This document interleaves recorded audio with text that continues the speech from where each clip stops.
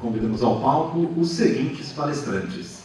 O professor do Departamento de Linguística da USP, professor doutor Felipe Venâncio Barbosa, e a professora da Faculdade de Ciências Médicas da Santa Casa de São Paulo, professora mestre Silvia Lia Crespano Neves.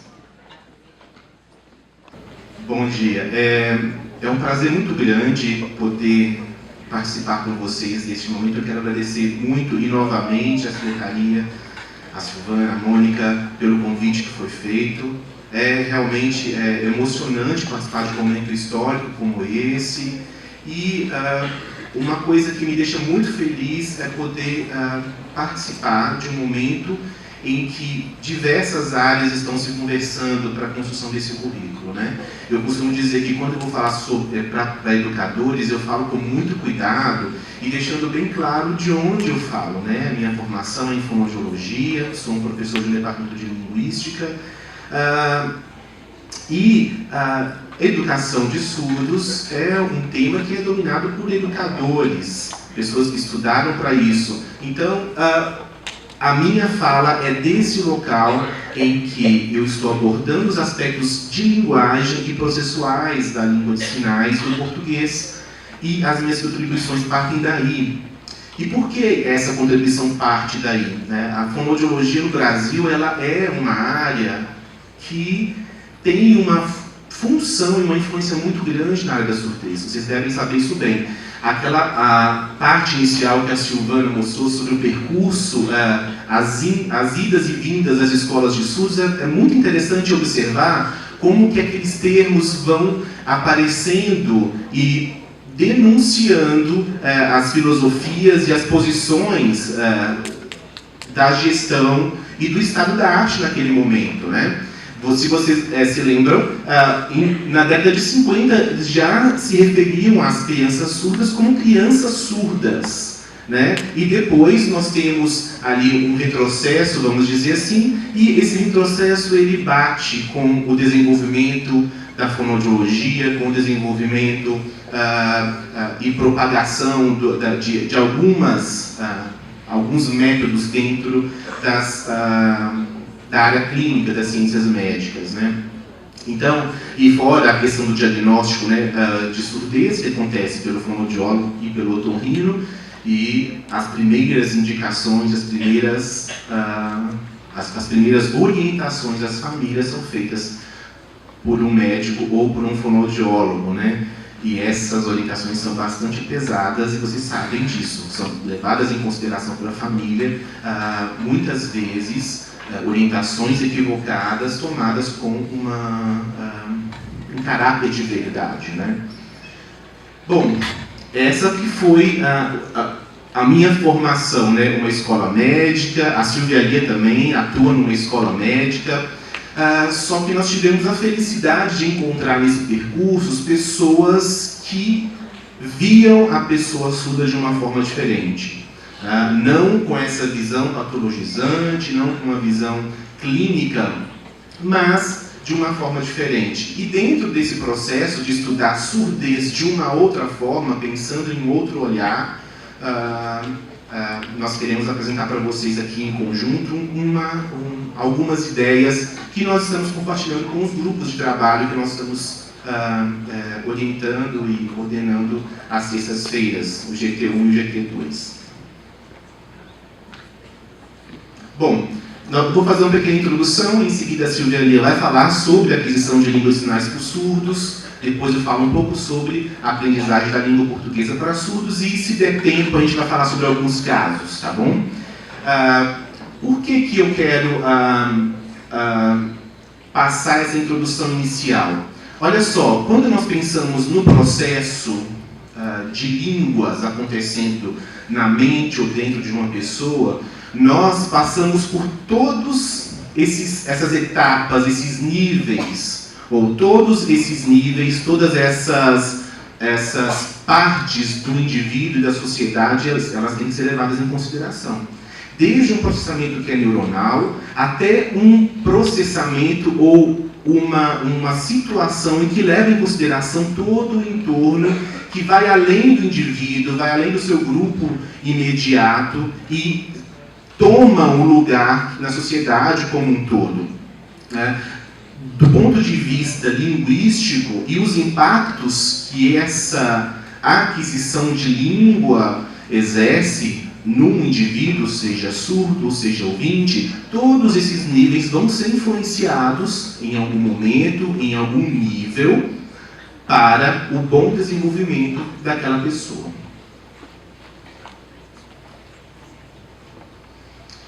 A principal relação que eu gosto de fazer dentro de tudo isso é a relação entre língua e cognição. Essa foi a primeira coisa que me chamou muita atenção quando eu comecei a pensar sobre estudar surdez, né? Ou quando eu comecei a estudar sobre como eu ia observar as pessoas com, entre aspas, deficiência auditiva. Porque eu percebia que naquele percurso, que era um percurso que estava saindo de uma tradição oralista, existia um viés importante e uma não observância a alguns aspectos do desenvolvimento individual e cognitivo que precisavam ser levados em consideração.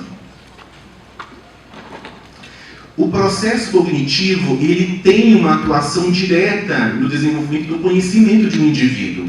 Então, se eu estou fazendo uma relação entre língua e cognição, e entre cognição e conhecimento, eu estou dizendo que eu não tenho como chegar a um desenvolvimento cognitivo e a um processo de aquisição de conhecimento, de desenvolvimento humano, de aprendizagem, sem antes ter garantias linguísticas bem fundamentadas para isso.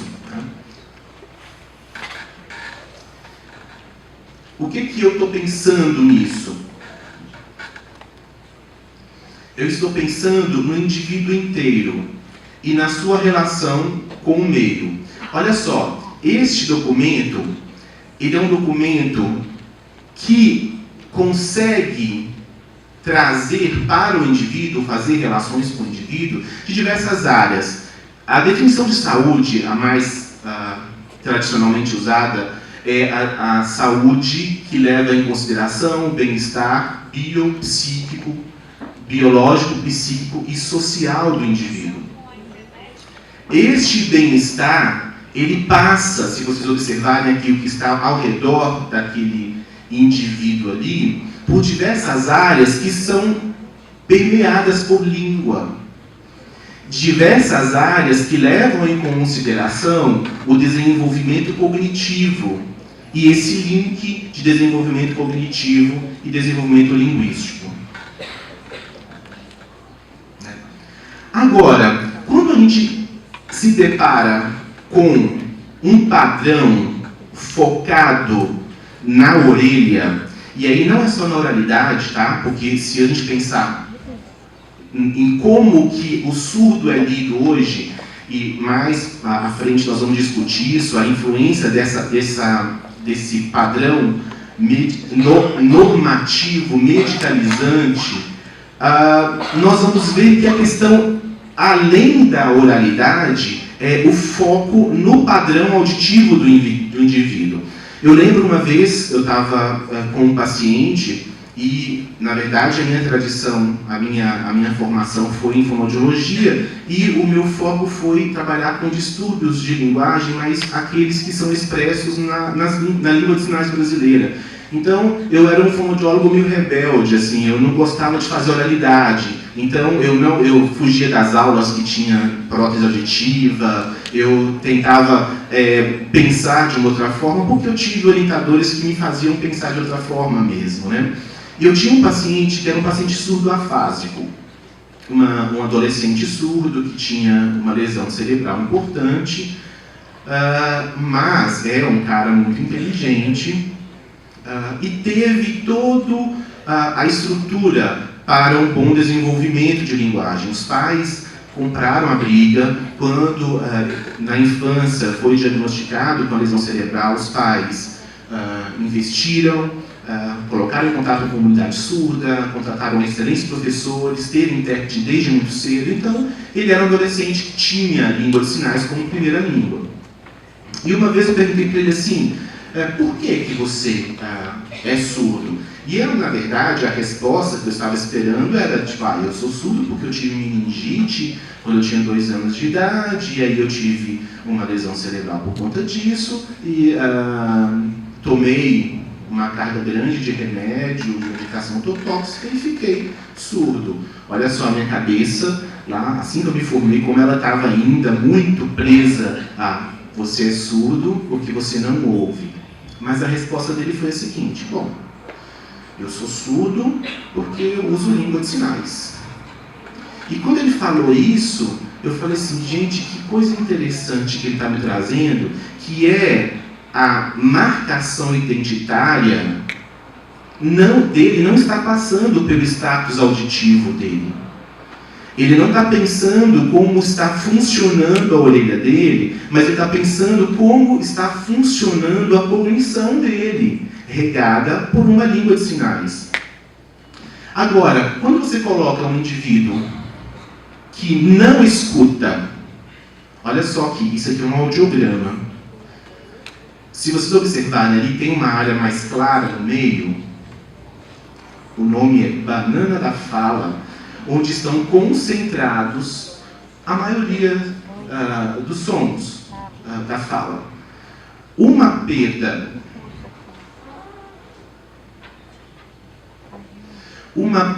leve,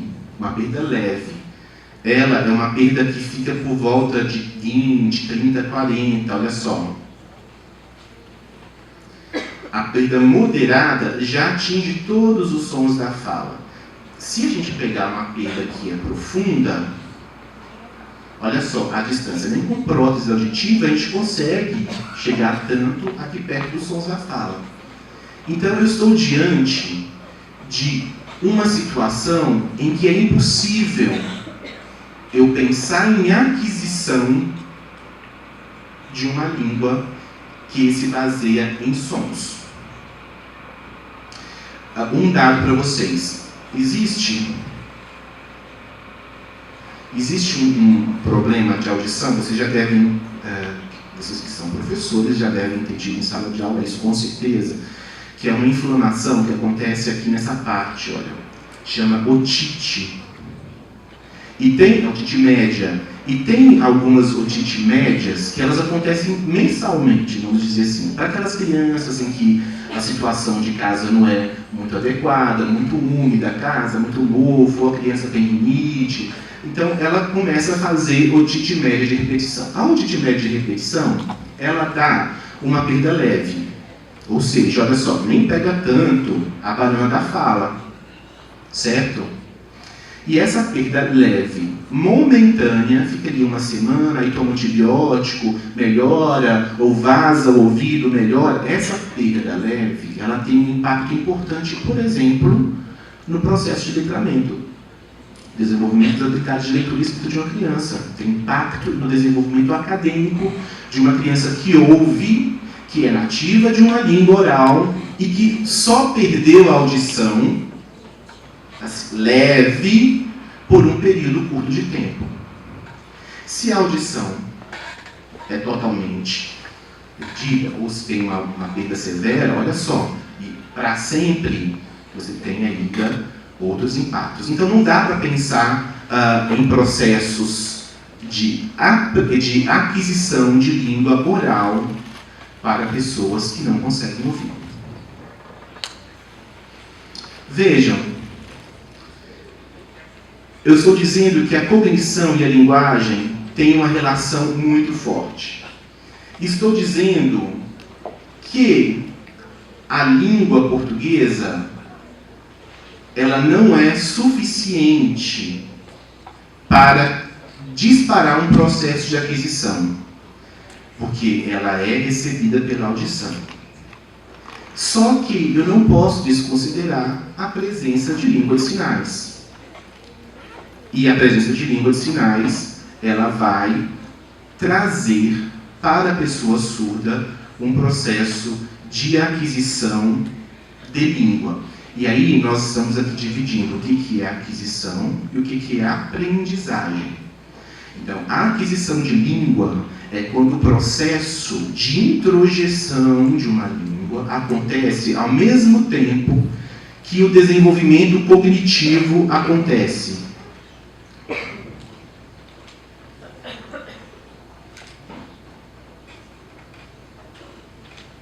Então, eu estou pensando em desenvolvimento da cognição, baseado no desenvolvimento de linguagem, que ocorre pela aquisição de uma língua. Qualquer língua que vá ser adquirida, entre aspas, em outro momento, que a cognição já está em estágio de desenvolvimento, eu chamo de aprendizagem.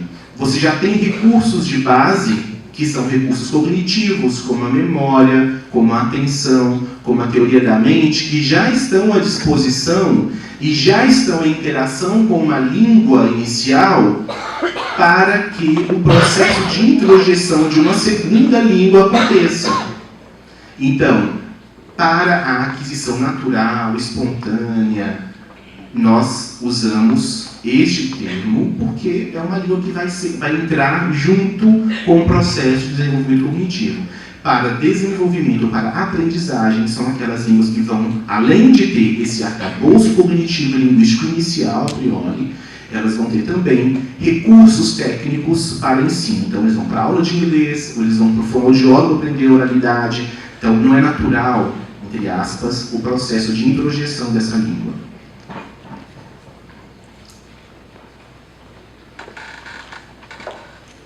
A emergência do start no início da aquisição, olha só, eu estou falando de aquisição, então vocês têm que se lembrar que, pensando em aquisição, eu estou pensando em introjeção de uma língua durante um processo de desenvolvimento cognitivo inicial. A cognição, ela vai precisar deste start linguístico para que ela consiga ficar robusta.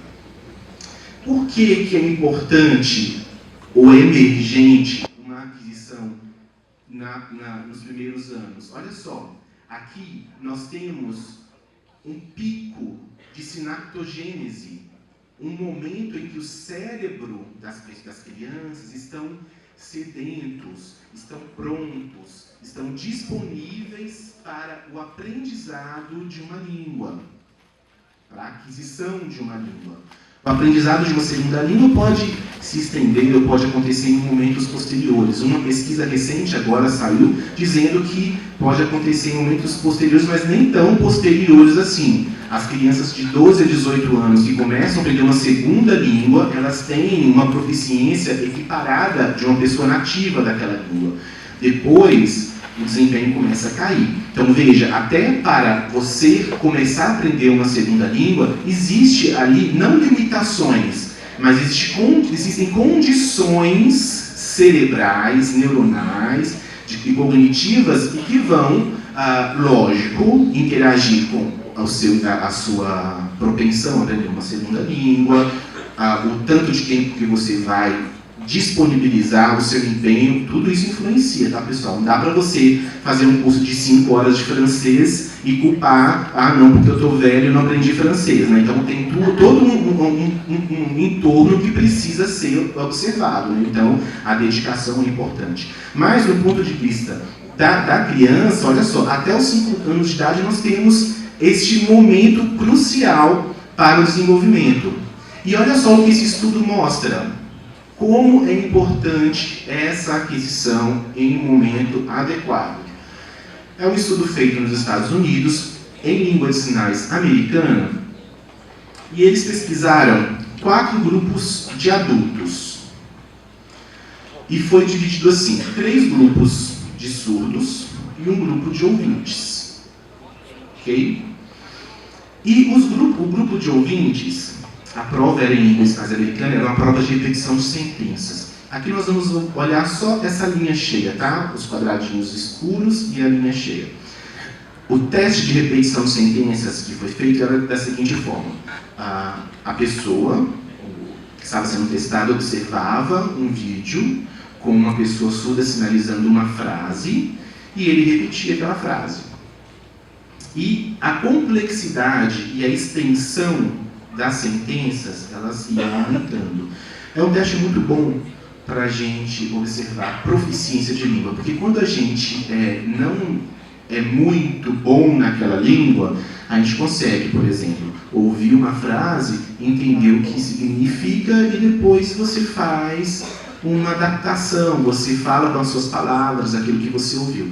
Quanto mais domínio você tem de uma língua, daquela língua que você vai estar sendo provado, você consegue observar, ouvir, né, a sentença, né, por exemplo, em inglês, e além de entender, você consegue repetir com os mesmos termos, com a mesma estrutura que foi realizada. Por isso que aqui nós temos aqui, nós vamos olhar só a ponte cheia, porque ela é a que indica que as pessoas copiaram a sentença em língua de sinais do jeitinho que ela foi feita no vídeo.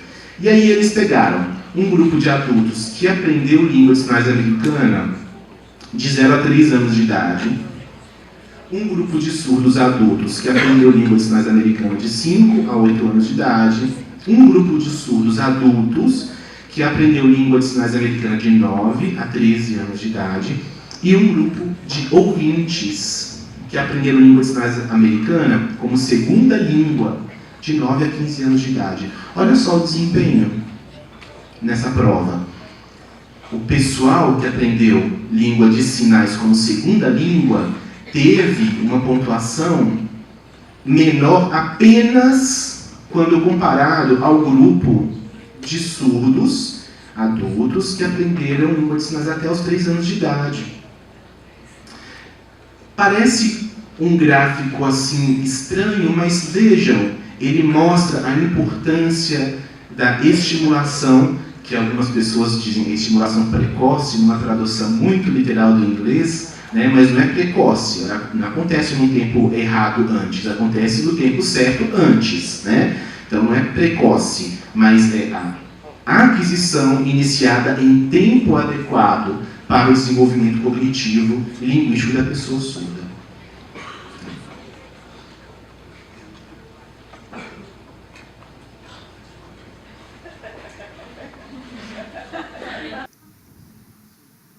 Agora eu vou fazer uma explicação sobre a questão da aquisição linguística para a língua de sinais, por surdos.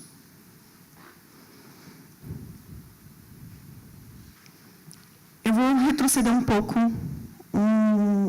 da minha fala, né? Principalmente um enfoque na língua de sinais brasileira e nos surdos, né? Não estou falando de outras línguas, porque cada língua de sinais e cada experiência em diferentes países são diferentes, né? Mas principalmente sobre a questão da expressão corporal, facial. Então, cada um tem a sua gestualidade, a sua forma de se expressar corporalmente nessa língua. Então, a língua de sinais e as línguas orais, a gente pensa que uma tem um status maior que a outra, não. Na verdade, possuem o mesmo status.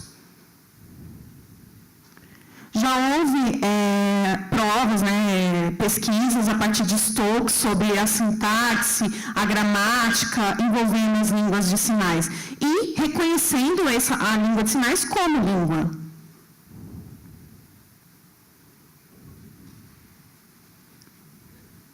Agora eu vou falar um pouquinho sobre as questões da língua de sinais por crianças surdas, né, e como que é esse processo, principalmente em relação ao atraso que isso acontece quando é de famílias ouvintes não sinalizantes.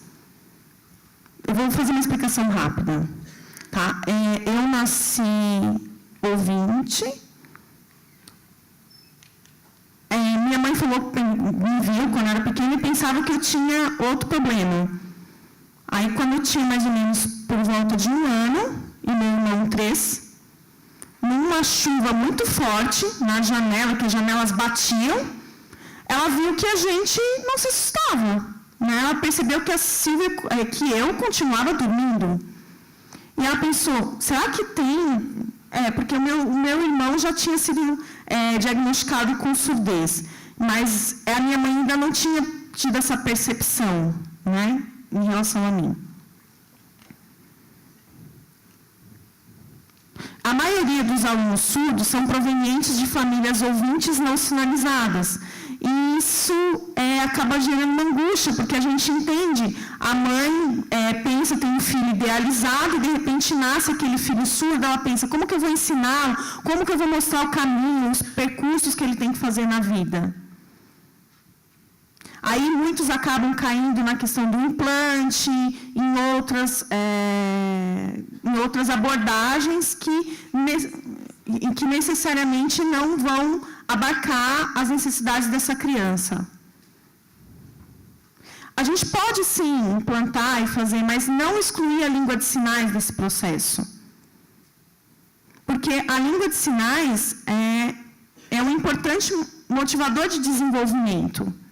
Porque a criança quer conhecer o mundo e às vezes pergunta e os pais não sabem, depois eu te explico.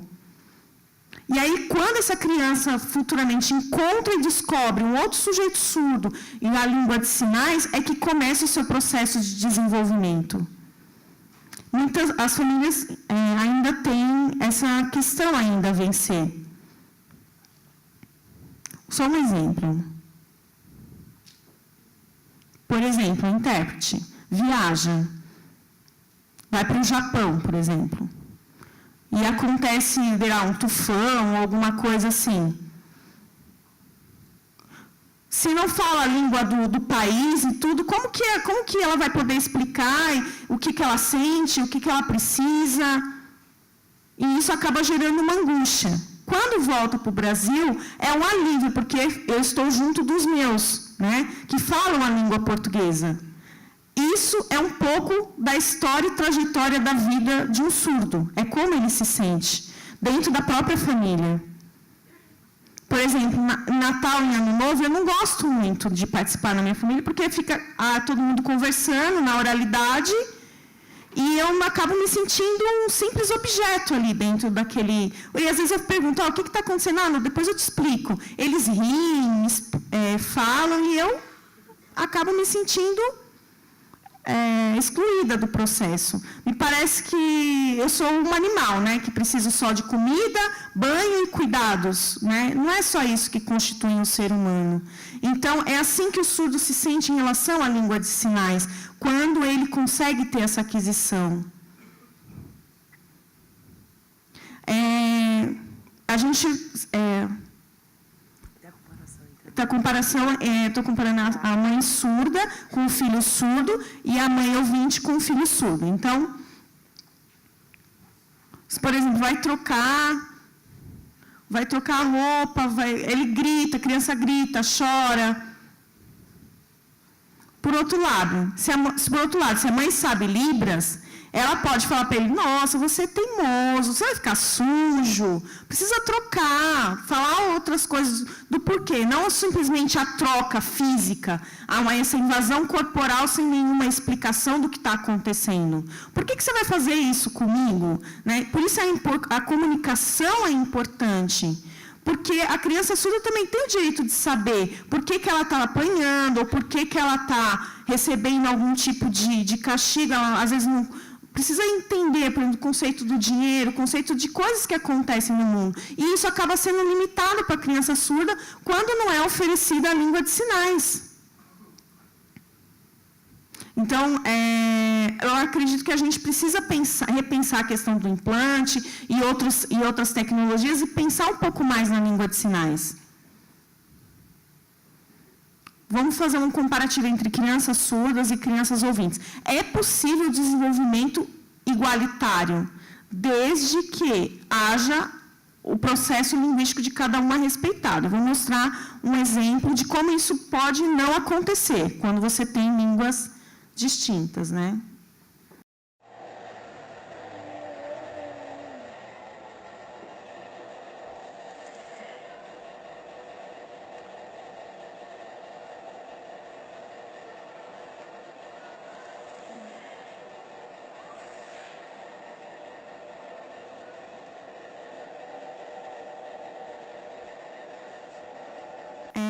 criança, ela tem a idade de 2, 3 anos, uma criança surda, e o pai pergunta, você já foi ao banheiro?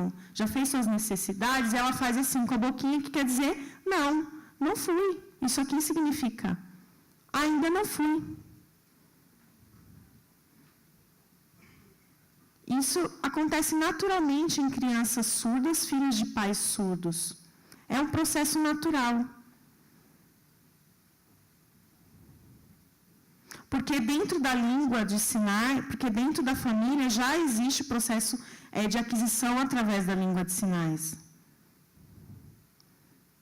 E ela faz assim, esse gesto, esse sinal, que significa que ainda não foi. Isso é uma riqueza enorme dentro da língua de sinais, porque ela já tem, com uma idade de 1 ano, ela já tem expressividade corporal, ela já tem elementos de língua. Agora eu vou falar um pouquinho sobre estágios de aquisição na língua de sinais de acordo com o Eunice Quadros. Eu falei sobre a questão dos estudos de Stoke, sobre gramática, que ele fez estudos em ASL, né, American Sign Language, e trouxe, e esses estudos foram feitos, serviram de base para o Brasil. Então, a Eunice fala sobre a aquisição de linguagem por crianças surdas. Quando o pai e a mãe sabem língua de sinais, né, às vezes o pai e a mãe às vezes não sabem totalmente língua de sinais, o pai e a mãe ouvinte. Se é possível o desenvolvimento igualitário entre bebês surdos e bebês ouvintes, usuários surdos de língua de sinais e ouvintes de língua portuguesa apresentam as mesmas características de desenvolvimento linguístico, quando a língua de sinais é ofertada. Por exemplo, na criança surda, essa é a criança surda, do outro lado é a criança ouvinte. Então, na criança surda, tem as palavras, né, tem os balbucios. Ela acaba balbuciando isso também em língua de sinais. Ela utiliza apontamentos. Ainda não é uma gramática totalmente estruturada, assim como acontece com as crianças ouvintes, usuários da língua portuguesa. Ainda não é estruturada. Eu quero.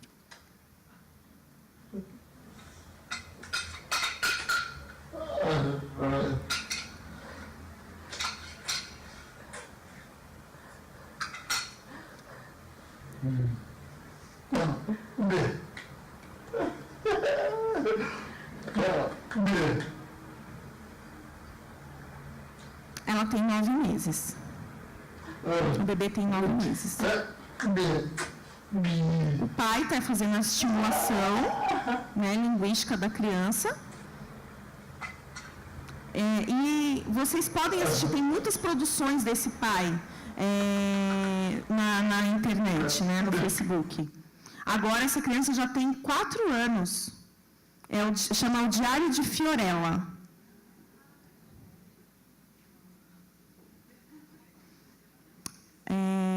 Agora vamos falar um pouquinho sobre o estágio dos 12 meses até os 2 anos. Como que é esse processo de sinalização?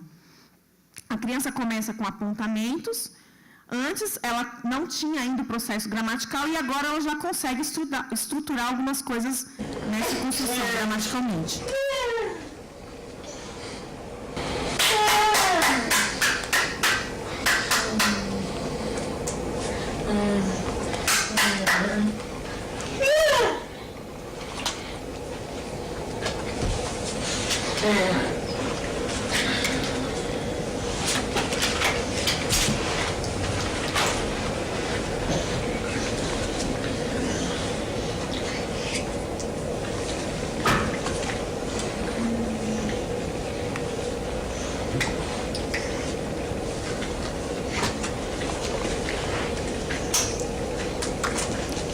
Ela tem um vasto léxico, né, de sinais já adquiridos e com apenas 1 ano e meio de idade.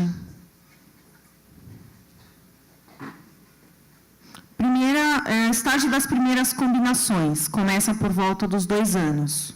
E aí a estruturação, ela ainda varia, de sujeito, verbo, verbo-objeto.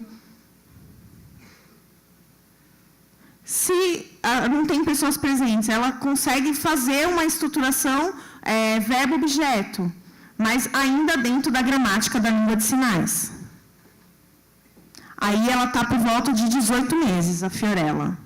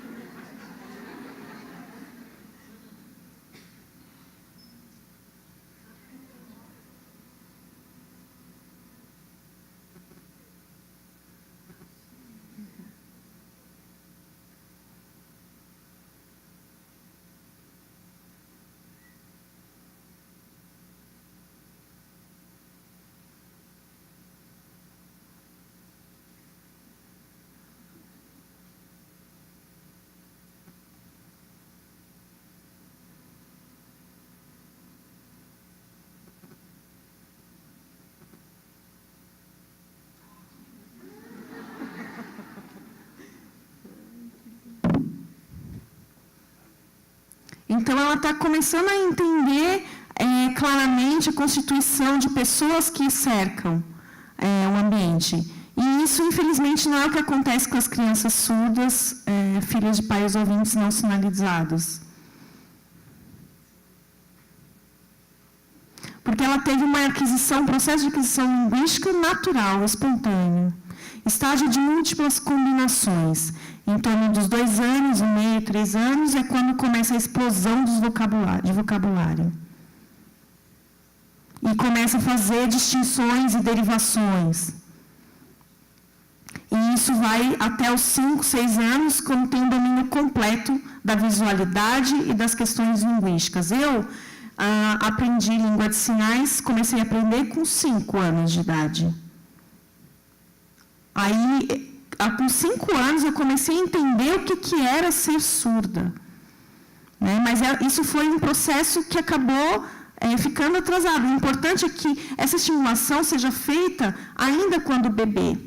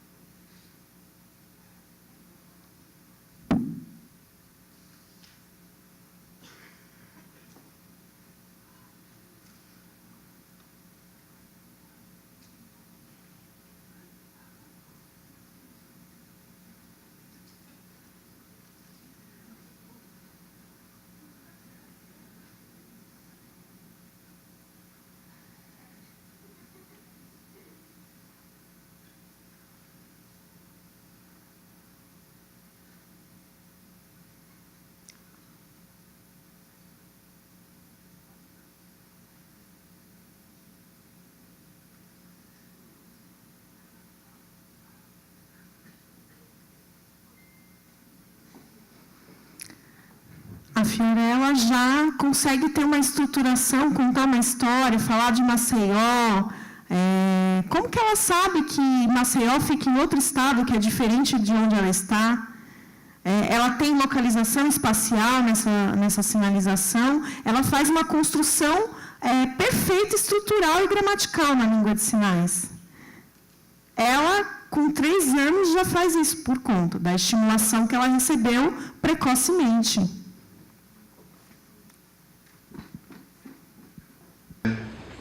Vejam que esse processo de aquisição acontecendo de uma forma tão natural, ele traz uma criança aos 3 anos de idade com um processamento cognitivo, como vocês estão vendo, viram a Fiorella conversando com a Franciele, a mãe da Fiorella, bastante elaborado, sofisticado, livre, uma interação muito afetiva ali também.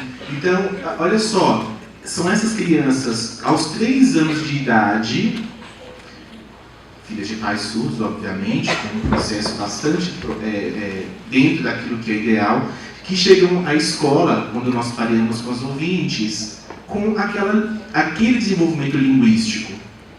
Se nós pensarmos que todo o nosso processo e também a organização que nós temos daquilo que nós estamos expondo às crianças dentro da escola toma como premissa, lógico que nós temos crianças com distúrbio de linguagem, mas estou falando daquilo que é a maioria, toma como premissa aquelas crianças que chegam com língua.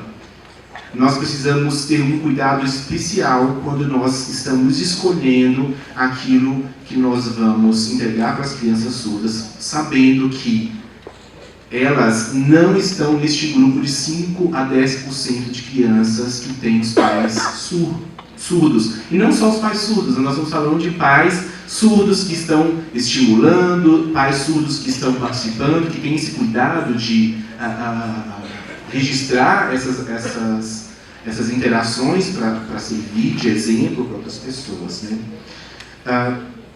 Eu escolhi, a cognição ela é uma entidade, vamos dizer assim, ou uma faculdade mental repleta de outras faculdades. O que eu quero dizer com isso? Na definição de cognição que eu uso, eu penso em um processo mental que é composto de habilidades específicas. Uma dessas habilidades é a linguagem, tá? E, na minha opinião, uma das mais importantes habilidades cognitivas, que é ela que vai fazer com que a cognição consiga se desenvolver plenamente. Mas existem outras habilidades, como a memória, a atenção, e eu quero mostrar para vocês um estudo sobre uma habilidade cognitiva específica que é chamada de teoria da mente, que é a nossa capacidade de atribuir estado mental às outras pessoas. Atribuir estado mental é mais ou menos a gente, pelas experiências que nós temos e a experiência que nós observamos que os outros têm, nós conseguimos mais ou menos saber o que elas podem estar pensando. Não é telepatia, não é nada metafísico, mas é uma habilidade cognitiva. Um dos testes mais importantes é o teste de falsa crença, que está aqui desenhado na historinha da série, essa bonequinha aqui, e ela está no primeiro quadrinho com uma outra bonequinha, então nós temos aqui uma cesta e uma caixa. A série põe o chapéu dentro a bola, né, dentro da cesta e sai. A outra bonequinha troca de lugar. E a gente pergunta assim para a criança, olha, quando ela voltar, onde que ela vai procurar a bola? Isso, a criança precisa entender que, mesmo ela sabendo onde está a bola agora, a bonequinha de vestido não vai conseguir adivinhar isso, se alguém tinha falado para ela. O que isso tem a ver com língua, né? Isso a gente faz o tempo todo, por exemplo, nas nossas interações. se eu estou dando uma palestra e percebo que metade do auditório está dormindo, eu preciso tomar algumas atitudes para modificar. Quando eu percebo que alguém faz uma expressão facial para alguma coisa que talvez eu julgo que ela não tenha entendido, eu preciso retomar aquilo que eu disse e tentar explicar melhor ou usar outras palavras. Tudo isso acontece em um nível de língua que é o nível do uso mesmo, usando não só o meu código, mas também as minhas habilidades cognitivas para fazer língua. E olha só nesse estudo o que nós temos aqui. 155 crianças surdas e 39 ouvintes. Elas fizeram o teste de falsa crença, em teoria da mente, e elas foram divididas da seguinte forma, olha só, crianças ouvintes, filhas de pais ouvintes, crianças surdas, filhas de pais surdos, crianças surdas, filhas de pais ouvintes que usam língua de sinais, e crianças surdas, filhas de pais ouvintes que usam língua oral. É muito claro aqui o desempenho maior das crianças surdas, filhas de pais surdos, né?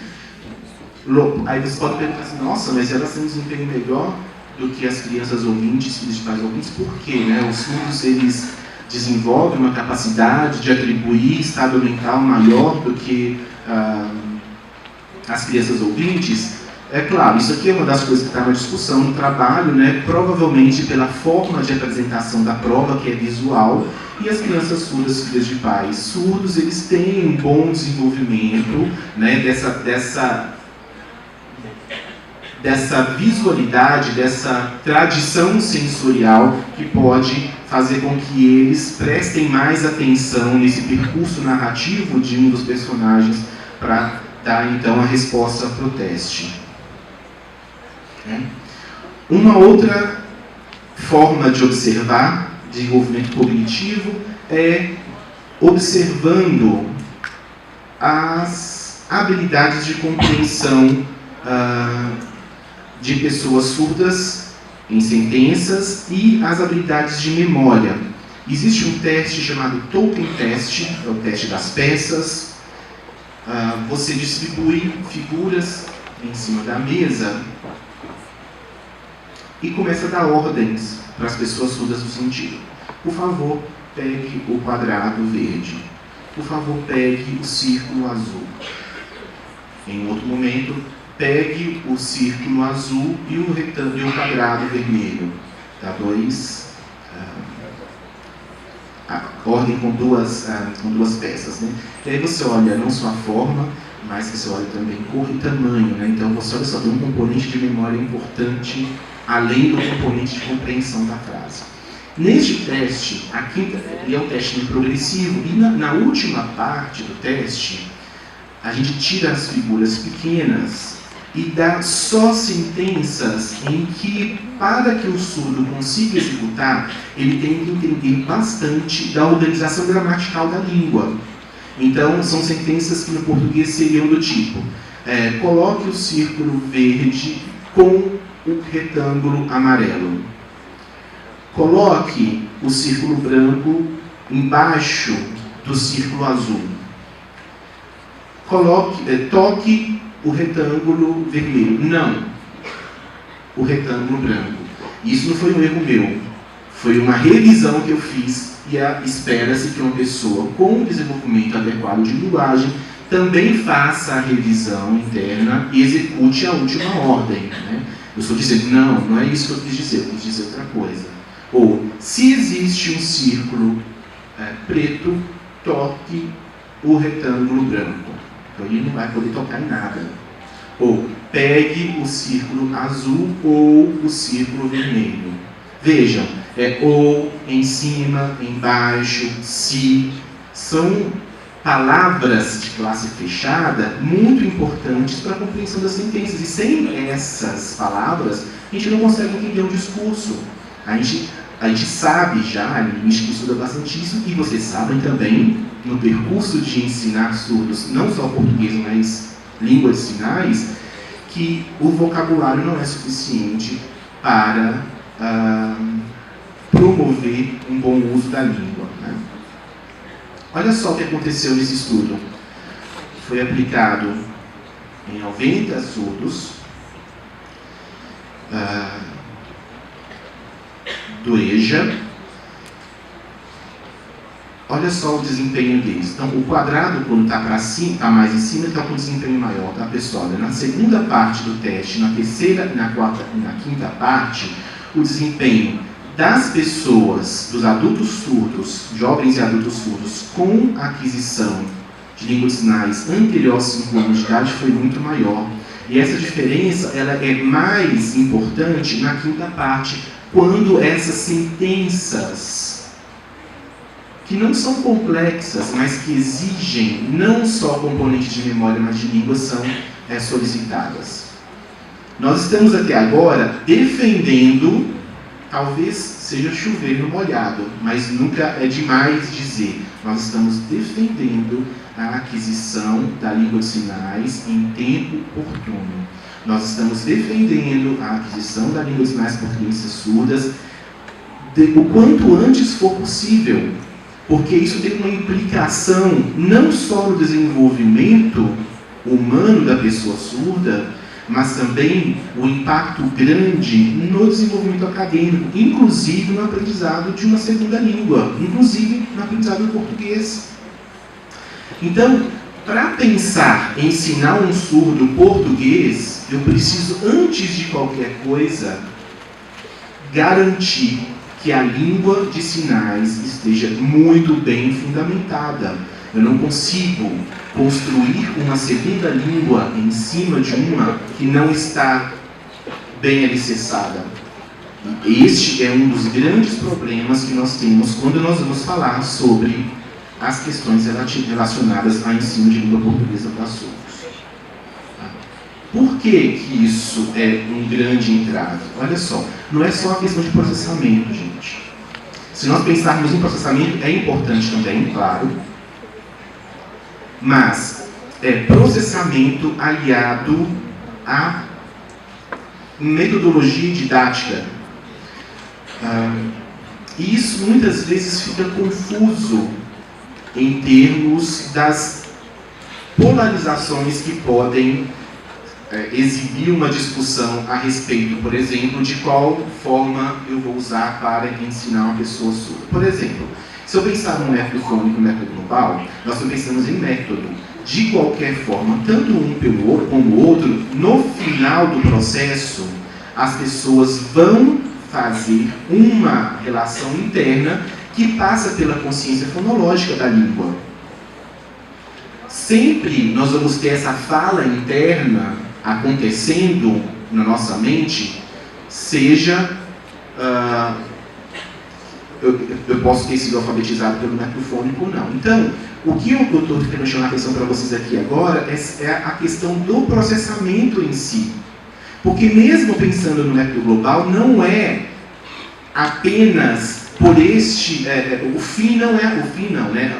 A estrutura de organização, ela não pode ser apenas a figura para acessar, porque não existe uma relação direta também. Eu preciso organizar um processo que é cognitivo, de compreensão da minha própria língua, para que a partir daí eu consiga estruturar uma segunda língua. Olha, uma das coisas importantes que o estudo da linguística trouxe na definição do que é uma língua natural foi a discussão sobre o signo linguístico, na linguística estruturalista, e foi a discussão do que é sintaxe, ou da gramática da língua na teoria gerativa chomskiana.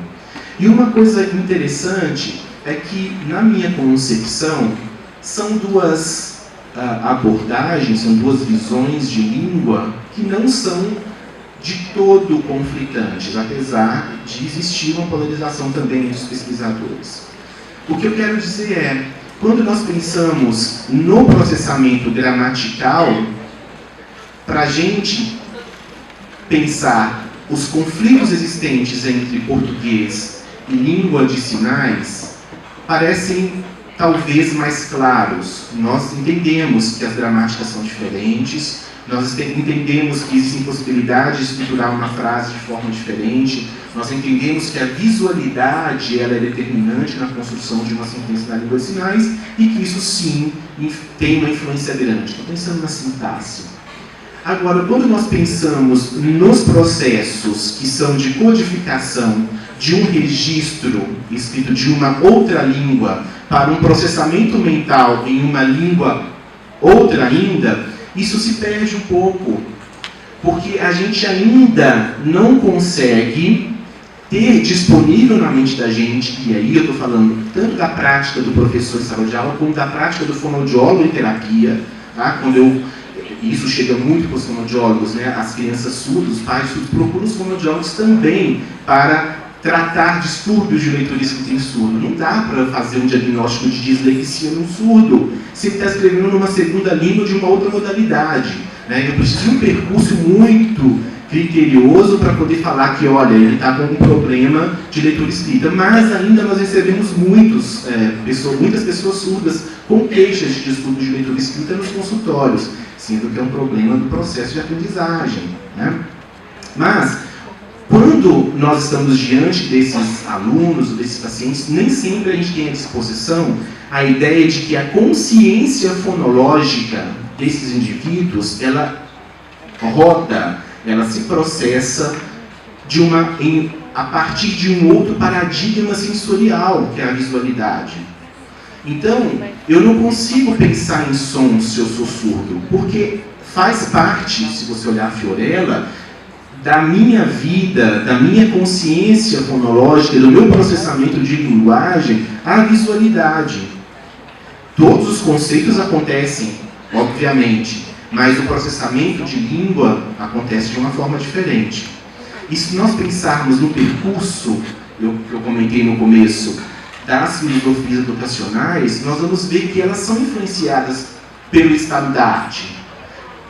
Elas são influenciadas por aquilo que a academia está estudando naquele momento, e as políticas educacionais também elas vão ser influenciadas. Nós temos que ter um cuidado muito grande por isso. Olha só, nós vivemos há pouco tempo atrás, 5, 7 anos atrás, parece um retorno do oralismo, né?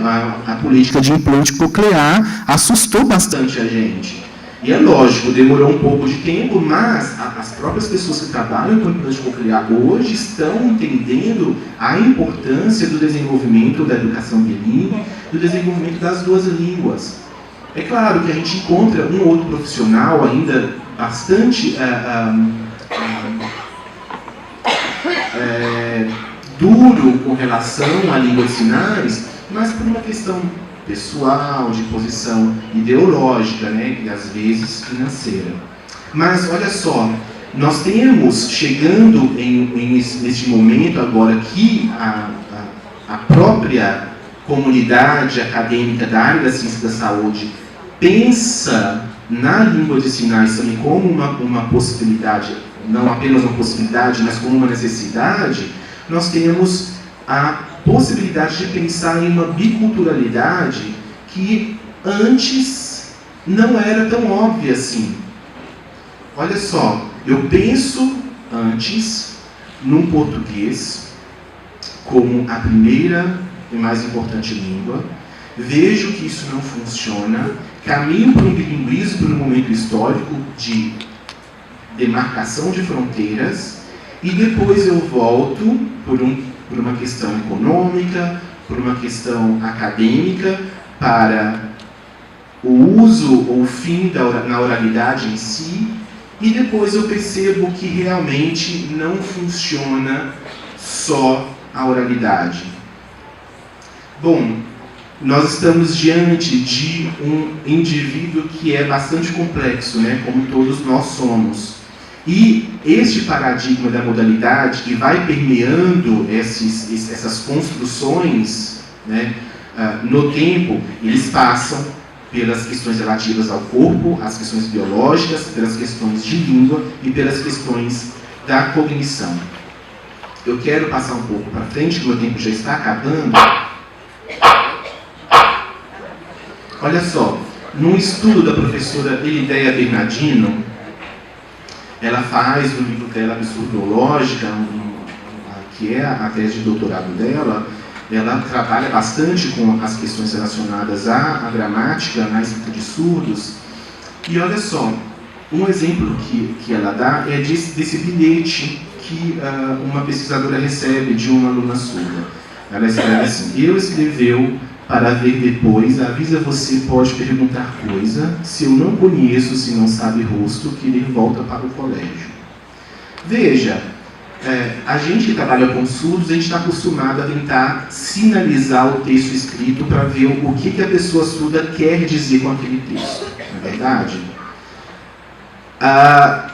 É uma técnica bastante importante porque a gente consegue mapear aquilo que na língua de sinais faz sentido e aquilo que no português faria sentido, pensando, nós que trabalhamos com a educação especificamente, naquilo que nós ensinamos sobre português para surdos, que vai determinar, então, as hipóteses que eles vão fazer sobre as línguas e os possíveis preenchimentos que vão sendo organizados na estrutura da língua que vão causar estranheza. Então, o que está em verde ali provavelmente são erros, de fato, que aconteceram por hipóteses que não foram colocadas em prática de uma forma infeliz. E em vermelho seria a correção. E olha só como ficaria o bilhete. Eu escrevi para você ler. Depois de ler, eu aviso que você pode perguntar qualquer coisa que não saiba. Se você não sabe como é meu rosto e quiser me ver, venha até o colégio. Se vocês observarem que está em cinza, agora, depois que eu li para vocês a frase com essa correção, vocês vão ver que faz bastante sentido aquilo que aquela pessoa surda quis registrar. Agora, o que fazer deste ponto até outro ponto? Hoje eu acabei pulando algumas coisas por conta do tempo, mas deixando aí a pulga atrás da orelha de vocês. E o processo de alfabetização? Porque aqui nós estamos falando de pessoas que já têm uma estrutura, já têm um vocabulário, né? Vejam, nós estamos diante de um assunto bastante conflituoso, bastante importante e bastante curioso também, né? Essa figura de um estudo de língua americana, olha só como que o processo de introjeção passa pelo processamento fonológico de uma pessoa. Foi dado um estímulo e pediu-se para que aquela criança escrevesse no papel como seria o registro do sinal correspondente àquela figura, sinal para pato e sinal para torta, né? Parecido com a língua de sinais brasileira. Olha só o registro que foi feito para pato e para torta. A mão não dominante e a mão dominante. Esse paciente que eu comentei com vocês logo no início, ele fazia esse tipo de registro quando ele chegou no consultório. Ele veio por uma questão de linguagem geral, né? A questão dele era produção. Ele é um garoto que conseguia entender línguas de sinais muito bem, mas que na hora de produzir tinha problemas de agramatismo, né? Apesar da aquisição bastante adequada, ele não conseguia fazer sentenças boas em línguas de sinais. Mas quando ele ia escrever, ele fazia essas correspondências, que eram correspondências que ele evocava do sistema fonológico dele. Estava passando na cabeça dele aquelas estruturas que são as configurações de mão, o local, a direção da palma da mão. Aquilo fazia sentido para ele em termos de proposição escrita. Então, olha só a importância da língua de sinais neste processo de aprendizado do português, porque ele requer uma habilidade metalinguística e que muitas vezes não é explorada no processo de ensino de língua de sinais. Se a gente voltar para o exemplo da Lidéia Bernardino, nós vamos ver que se aquela pessoa surda tivesse mais conhecimento a respeito dos processos gramaticais da sua própria língua e fosse exposta aos processos gramaticais da língua portuguesa, talvez ela tivesse mais recurso para fazer um texto mais compreensível para a gente do que aquele que ela produziu. Então, uma das grandes questões que nós precisamos trazer à tona é a questão das habilidades metalinguísticas na língua de sinais. E é isso que nós temos trabalhado bastante no GT1 e GT2. Nós estamos trabalhando em conjunto, nós temos encontros que são encontros separados dos GTs, temos encontros que são encontros em conjunto, e o nosso objetivo é fazer com que os currículos eles caminhem juntos, no sentido de, quando uma expectativa de aprendizagem for traçada para um currículo de língua portuguesa, essa expectativa já deve ter sido consumada no currículo de línguas sinais. Porque as crianças ouvintes, quando começam a aprender habilidades meta-representacionais em língua portuguesa, elas já são fluentes no português. Quando elas vão ser alfabetizadas em língua portuguesa, elas já falam, já contam histórias, já conseguem dialogar, discutir, negociar. E as crianças surdas precisam ter essa consciência, esse domínio, essa apropriação da língua e essa consciência metalinguística da língua de sinais, para que então ela tenha condições de trabalhar com uma segunda língua de uma modalidade diferente. Eu quero agradecer muito pela oportunidade, nós estamos muito felizes, eu e a Silvia, nós estamos muito contentes com essa oportunidade, estamos muito felizes com os grupos, as discussões são realmente muito ricas, né? Nós estamos surpresos com o comprometimento dos grupos, com a participação nas reuniões. Eu tenho certeza que no final do ano nós vamos ter construído a muitas mãos um documento muito relevante para a cidade de São Paulo e que pode ser útil para muitas outras pessoas também. Muito obrigado.